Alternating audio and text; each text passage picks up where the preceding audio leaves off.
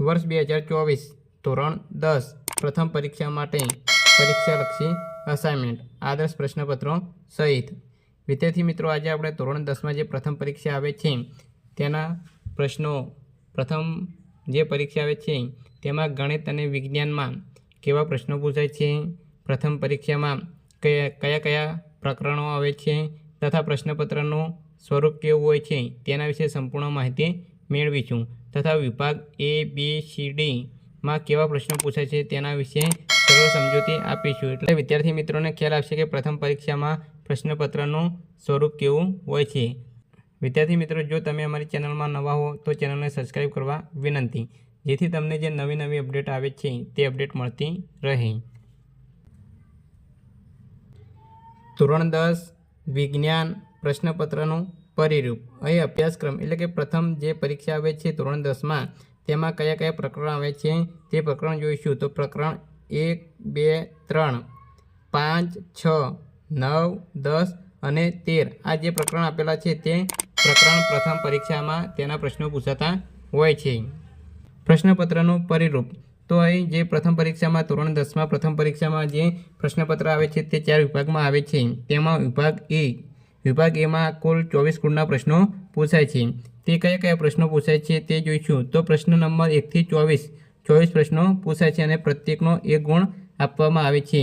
તો આ વિભાગમાં હેતુલક્ષી પ્રશ્નો જેવા કે MCQ, બહુવિકલ્પ પ્રશ્નો, MCQ એક કરતાં વધારે ઉત્તરવાળા MCQ, ખરા ખોટા વિધાનો, ખાલી જગ્યા, વ્યાખ્યા, સૂત્ર, એકમો, અતિ ટૂંક જવાબી પ્રશ્નો, એક શબ્દ કે એક વાક્યમાં ઉત્તર આપો, પૂરું નામ આપો, શોધ અને શોધકો, આકૃતિમાં ભાગ ઓળખો, આપેલ શબ્દો પૈકી અસંગત ઓળખો, ક્રમમાં ગોઠવો, આલેખ આધારિત પ્રશ્નો, ચિત્ર ઓળખો, વિધાનકારક સંબંધ ચકાસતા પ્રશ્નો પૂર્ણ કરો, જોડકા જોડો વગેરે પ્રકારના પ્રશ્નો પૂછી શકાય છે.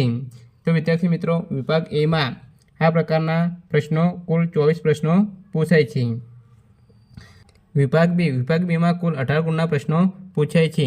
તો એ પ્રશ્ન નંબર 25 થી 37 જે પ્રશ્નો આવે છે 13 પ્રશ્નો 18 ગુણના પ્રશ્નો પૂછાય છે. પ્રત્યેકના 2 ગુણ આપવામાં આવે છે. એટલે કે જે 13 પ્રશ્નો પૂછાય છે તે 13 પ્રશ્નોમાંથી કોઈપણ 9 પ્રશ્નોના જવાબ ટૂંકમાં માગ્યા મુજબ ઉત્તર લખવાના હોય છે. તો એ વિદ્યાર્થી મિત્રો, જે વિભાગ બી હોય છે તેમાં કુલ 13 પ્રશ્નો પૂછાય છે, પરંતુ વિદ્યાર્થી મિત્રો તમારે કોઈપણ 9 પ્રશ્નો લખવાના હોય છે. એટલે કે 9 દુ 18 ગુણના પ્રશ્નો વિભાગ બીમાં પૂછાય છે. વિભાગ સીની વાત કરીશું તો વિભાગ સી પણ 18 ગુણના જ પ્રશ્નો પૂછાય છે. તો એ પ્રશ્ન નંબર 38 થી 47 એટલે કે 9 પ્રશ્નો પ્રત્યેકના 3 ગુણ. આ રીતે આપેલા 9 પ્રશ્નોમાંથી વિદ્યાર્થી મિત્રો તમારે કોઈપણ 6 પ્રશ્નો જે આવડતા હોય તે પ્રશ્નોના જવાબ ટૂંકમાં માગ્યા મુજબ લખવાના હોય છે. આ રીતે વિભાગ સીમાં પણ 18 ગુણના પ્રશ્નો પૂછાય છે. એ જ રીતે વિભાગ ડીમાં કુલ 20 ગુણના પ્રશ્નો પૂછાય છે. વિભાગ ડીમાં જોઈશું તો પ્રશ્ન નંબર 47 થી 54 એટલે કે 8 પ્રશ્નો આપેલા હોય છે. પ્રત્યેકના 4 ગુણ છે, એટલે કે એક પ્રશ્નનો 4 ગુણ. આવા વિદ્યાર્થી મિત્રો 8 પ્રશ્નોમાંથી કોઈપણ 5 પ્રશ્નોના સવિસ્તાર એટલે કે માગ્યા મુજબ ઉત્તર વિદ્યાર્થી મિત્રો તમારે લખવાના હોય છે.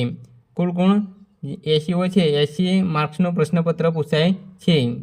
વિદ્યાર્થી મિત્રો, આ રીતે પ્રથમ પરીક્ષામાં 80 ગુણનું પ્રશ્નપત્ર પૂછાય છે.